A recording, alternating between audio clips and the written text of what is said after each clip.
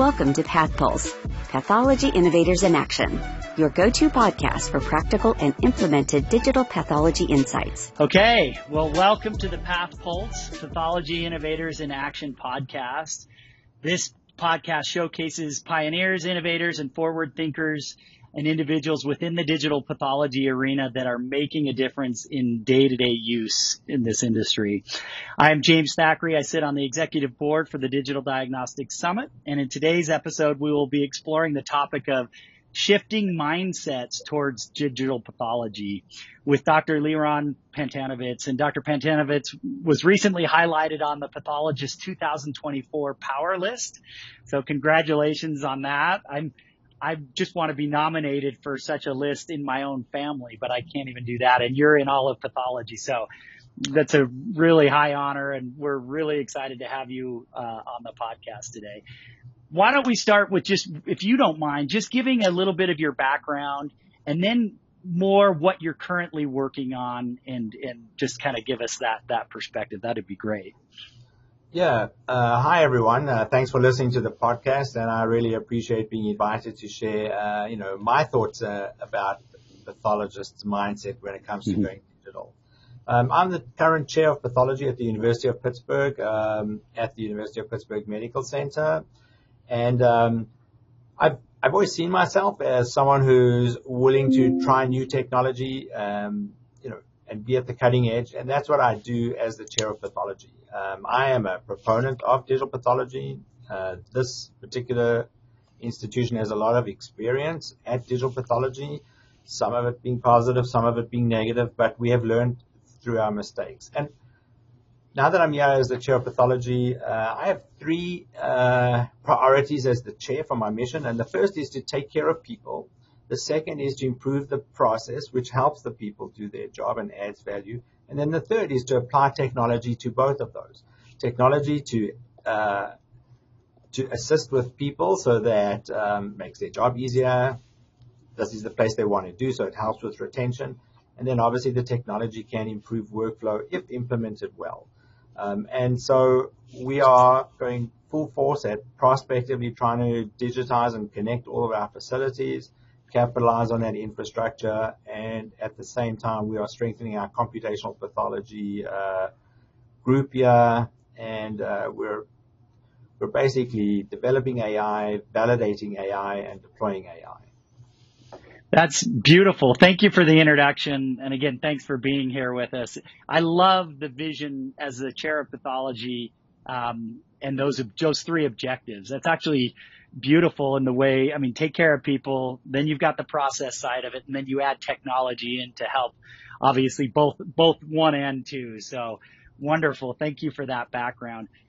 I think as way of background for you, in some of the previous podcasts that we've had, we've talked a lot about, obviously, barriers to entry in digital pathology. And I think, it's not short of barriers, and I think we recognize it. It's always a balancing act with a technology like digital pathology in general, that people know fundamentally is going to be part of the market. But the timing of that depends on overcoming these barriers, of course. And so we've talked about major barriers like the complexity of integration, the cost of integration, the lack of reimbursement, the different barriers that are kind of more technical than anything else. I was really interested in a recent interview that you had with the pathologist where you talked about the mindset of a pathologist.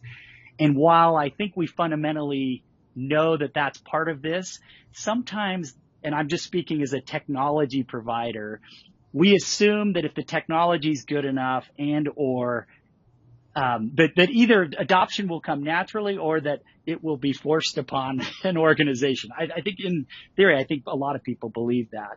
But I think we don't spend enough time getting to the actual users of the technology, who is the pathologist. So I'd love to just start by asking you kind of the barrier from a pathologist mindset and how some of the things that you've done in that regard when you work with your team. James, you're right. People have asked me a decade ago, 5 years ago, and even recently, what are the main barriers? Why are people not going fully digital? Industry have invested. Venture capitalists have invested in this technology. Pathologists seem eager. Trainees coming into our field all seem eager. But then when you actually take an inventory of how many people have used scanners they've purchased to go digital, how many have actually purchased scanners, it's staggering how few people are, even though there is adoption worldwide, but it's very low to what we had anticipated back then and now. And you're right when people look at what are the main barriers. And they often say that, well, these are the barriers. But when you look at those barriers, we've overcome them. So it always has been, regulations. But that's not true anymore. We figured out with the FDA, who are well informed now, they are approving a lot of these products, and they're, predicate devices now even to work from. People have spoken about the cost, but there's a good return on investment, and there are even billing codes coming around. And for some practices, it's vital to actually go digital for their survival, to be able to connect regionally. Yes, people have complained about interoperability, but, more and more of the industry partners are agreeing to DICOM and are working together. And if they haven't connected you, they will work with you to do that. So that's not really a barrier either. But I've heard pathologists complain a lot about, the workflow. This is terrible. It's too disruptive. But the minute they figure out that the workflow helps them work from home, the story changes. So that cannot be true either, which leaves us with the final barrier, which is the topic of this podcast, which is their mindset. It's the mindset of pathologists that I often think is the biggest barrier, which is what I told the Pathologist magazine, that we need to change the mindset of pathologists. And yes, part of the problem is that they were never trained to go digital. So we have to address our education curricula and start training people and get the right mindset. But what do we do? Because the majority of pathologists that are practicing today are out in practice and were never trained in a digital world. And so we have to address that with them. When you actually talk to them one-on-one and you explain to them, and I often, bring this conversation to a real-world experience. If I ask them about their world around them, how do you listen to your music? How do you communicate with your family abroad, etc.? It's all digital. They listen to digital music, they use email, they text, but everything in their world outside of work is digital, but everything at work is not digital. I will explain to people that I like to use the mobile phone analogy, which is and equate that to their microscope. And I've had this conversation many times with pathologists, and then sort of the penny drops and they buy in. So I tell them that it is true that my mobile phone, my iPhone, may not provide as clear a reception when I'm talking to someone. If I'm in an area where I don't have good reception, if I'm going through a tunnel, I lose signal sometimes. But I would not give that up, the portability, to have to go to my office every time to use my landline to make a telephone call. Because, yes, that's a very clear, conversation, but I always have to be in my office to do that. And it's not just the portability, it's the ability that on my iPhone, what's more important to me on my iPhone is not to have conversations, but all the applications that I have on it, right? And so when you explain that to pathologists, that one, you gain the portability, yes, at the expense sometimes of, having a perfect conversation or a perfect microscopic image, but it's all the applications that you will have in the future that you can't give up now. And so they get that. And so I think it's important to have those real world conversations. And the other thing, James, if you don't mind me saying, a lot of pathologists have been terrified about digital pathology. And honestly, that's because of other people's horror stories and miscommunications. And one of the things that always upsets me is that when people talk about going digital, a lot of people out there give presentations, write articles, but they don't really do it. It's one thing to talk the talk, but it's another to walk the walk. And in my opinion, that leads to maybe some fabrication and it doesn't account for a learning curve and so forth. And so you don't tell the truth, and then it's much harder and people don't know how to connect the dots. We need to tell people the truth and we need to tell them how to connect the dots. And so that's where change management becomes important and helps people overcome the mindset. If you remember, I don't know if you know Peter Drucker. He's that famous businessman. He came up with this quote that clinical informaticists love to use all the time, which is culture eats strategy for breakfast. And so, you can have this amazing strategy and we're going to deploy it, and this is the go live date. This is when you'll be trained, and we'll have the CAP validation. But what about the culture there? Like engaging the employees to motivate them and allowing some flexibility and getting them excited about innovation. That's the culture you have to create. And I often see that doesn't happen.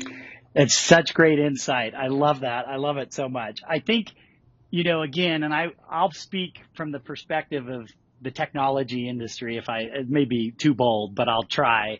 And that is that we often underestimate, or I believe we often underestimate, how good a pathologist is under the microscope, right? I mean, their entire careers, depending on where they are in their career, have been basically figuring out the way to be as efficient as they can be with the current system that they're in. So that microscope is the way they do it. And so I think that change management starts there. Is like, well, creating from a technology perspective, creating a product that actually gives the pathologist an experience that is a good experience, right? I think it's hard when we try to push anybody in any industry into a more clunky process, maybe to get like some remote usability or something like that. So I think from the technology side, one of the things that we're always focused on, and I think you've brought out, is that experience for the pathologist has to be good. Or it's tough to get adoption. Yeah. There's so many more nuances to go digital that people either experience on their own and they're not told about this. And it just, creates a negative situation and then lands up with passive aggressive behavior. So I'll give you some examples. And these, again, fall under this change management, like really taking care of the people when you're doing the adoption. People are going to change the way they practice, for sure. If you've trained on a digital environment, that's one thing. But if you haven't, you're going to change a lot of things. So, for example, a lot of pathologists, and I'll say so am I. I'm addicted to paper sometimes. So you have to go paperless when you go fully digital. And, I like having some paper around to remind me about things. If I get disrupted, I can go back to that paper. I can make some notes on it, etc. But once you go fully digital, you're in a paperless environment.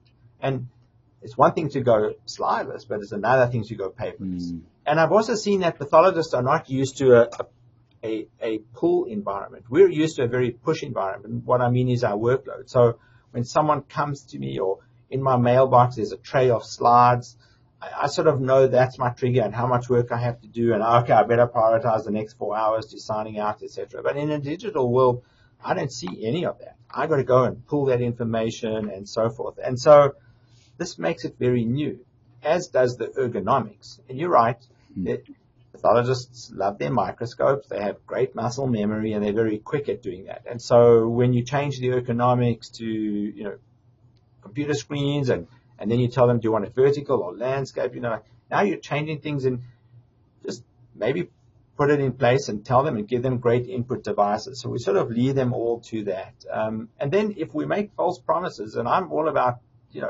telling the truth and telling people that, there are problems with technology, that sometimes it's going to go down or sometimes it's going to freeze, etc. And so they should just be aware of that rather than think that it will be perfect every time for every case, which is not true.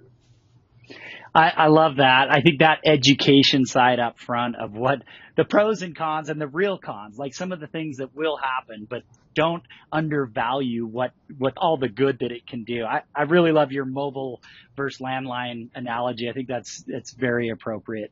So sticking with this kind of change management side of it, I was invited to attend and sat on a panel for a large organization that is trying to figure out the AI strategy, healthcare company, big healthcare company.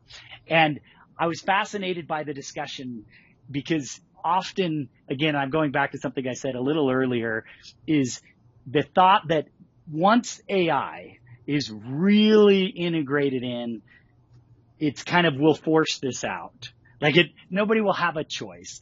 That may or may not be true. I have no idea. I feel like that's so far down the road, and maybe that's not so far down the road, but I wanted to get your perspective more on AI, and I know there's different phases, but let's just talk maybe diagnostic AI and how that plays into the pathologist mindset and how you deal with that as far as is that looked at as, okay, my career could be short-lived, or how do you deal with the AI mindset, or the AI in this whole mindset situation?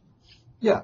So there's those pathologists that have not used AI yet, but have seen it and are anticipating using it. And, one thing is there's certainly a lot of hype around that, which I wish we wouldn't hype it up, but rather tell people that, these are the things that are required for deployment. We're not quite sure how to validate it, but, this is what we're thinking. And that builds trust. So I think one of the things pathologists are they're concerned more about trusting the AI, because at the end of the day, it's their name that's going at the end of the report. Whether there's, AI completely signing out the case, there's still a medical director overseeing the lab, or they're going to actually intervene and look at the AI output and then, agree or disagree or modify. It's still their name on the report. So it's building up that trust will take time. The other thing is, at our institution, we have 2 AI algorithms running in anatomical pathology every day, and we're putting in the third one now. And when I go back and I talk to the pathologists who are using the AI every day, there are some concerns. It hasn't necessarily been grandiose and made life great because of some of the way we've designed the AI. Initially, we had instituted AI after the pathologist looks at the case because, they wanted to build some sort of a learning curve and trust it and use it more as a QC measure, etc. But when they realized that, wow, this could actually help with triage, could actually expedite what they do and, get them home quicker, we switched from a second to a first read and put the AI up front. And that was great. But we didn't take care of other things. So, for example, I didn't want to make sure that the workstation and the environment and how quickly we, transmit digital images, all of that provides a great experience too. It's like putting a Ferrari engine in a little VW, or, that's what we did to them. Gave them a Ferrari, but we wouldn't let them get on the Autobahn and drive. And so, that doesn't work well. And we didn't fully integrate the AI algorithms into their workflow. It still remained a bit of a standalone system. So, and even today where vendors who are making, AI models will tell you that they're compatible with certain image management systems, you still don't get all the bells and whistles. You lose some of the functionality. So it's not really, fully interoperable. And so pathologists know that. And, it's just extra work, extra systems, extra clicks. And we're telling them you should use AI because it's going to make you efficient and automated. And the truth is that they don't experience that because of all of these extra, problems that they find from technology. So I think, in reality, it's not as great as predicted. I always think of when you see an advertisement to go to this beautiful island and there's this beautiful beach and they tell you, oh, you should come to this, Club Med, for example. And then when you show up there, there's hundreds of people on the beach and there isn't even a spot for you to sit down on the beach, right? So it's like, wow, that's not what they advertised. It's completely opposite. And that's kind of what we are selling to some pathologists. Go digital and then you can add AI. That's the justification. And then they show up and it was not like it was advertised. Yeah, I love the walk, talk the talk. It's because I think a lot of times you're right. It is coming from those that are not utilizing digital pathology day to day, where a lot of this comes from.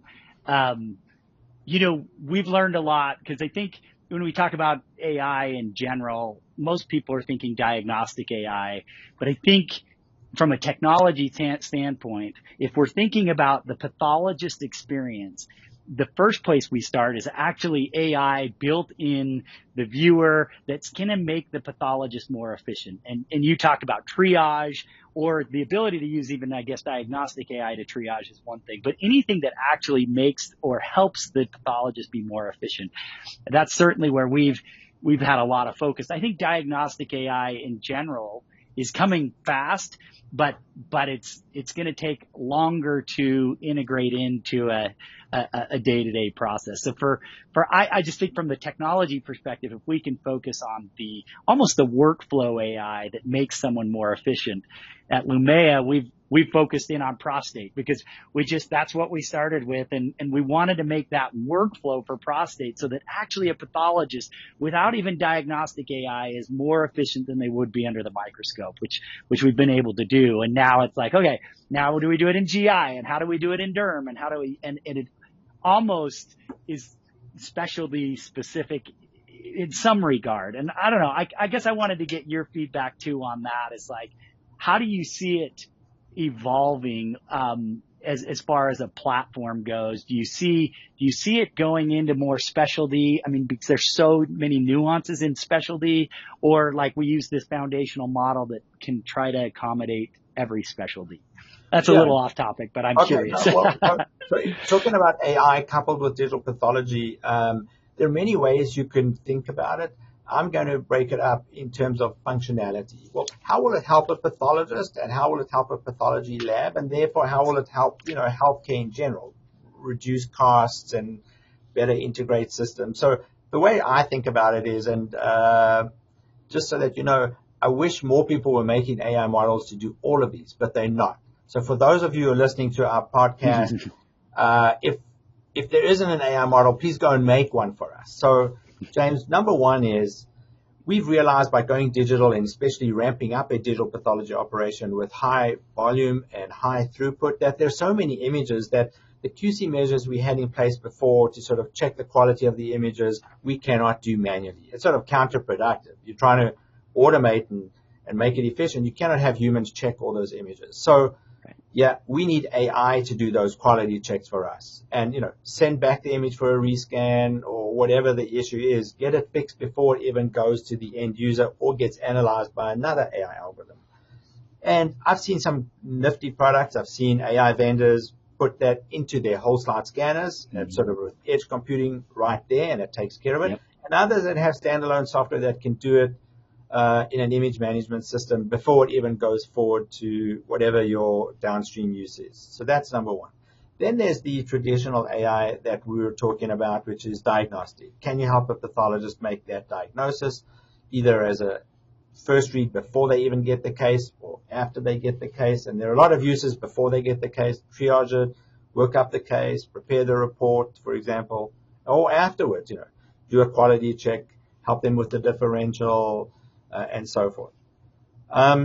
But we're now with the, especially as we're getting into generative AI, we're able to do much better predictive analytics. And so while we haven't seen too many of those algorithms, they've been demonstrated to be feasible. People have published it, proof of concept. So, look, here's an H&E image. This is what the stain will look like if you actually did the stain. Here's the H&E image, and from this phenotype, we'll predict a particular molecular genotype, so maybe you don't even have to do the molecular testing, or we can triage that there's low likelihood there's a genetic abnormality, so don't spend all the money on this small piece of tissue that you want to conserve for other reasons. But no one is really doing AI for the background QA stuff that we do in labs all the time. We spend a lot of time trying to get data out of these siloed information systems, trying to match them up, and we have a lot of people doing that work. So examples would be cytology, histology correlation. So if someone has a Pap test and then they have a follow-up biopsy of the cervix, who does that correlation? It's up to the pathologist to do that. If someone has a frozen section and then they have a follow-up surgical resection, who has to do the frozen versus permanent correlation? It's a human that has to do that. If someone has a mammogram and then, or even a prostate MRI, and then there's a biopsy that follows. Who does the path-rad correlation? It's a whole lot of humans, and now you're putting two different departments. Oh my goodness, radiology and pathology to even get that coordinated. And believe it or not, some of this is mandatory for these centers to remain accredited. So I would love for people to be building those AI algorithms to take care of that important, but, very human, heavy tasks to undertake. So insightful, and that all kind of goes under that. I know we kind of categorize everything under workflow AI, but that's so good. And fortunately, I think we do have a lot of very good AI partners that I hope listen to our podcast.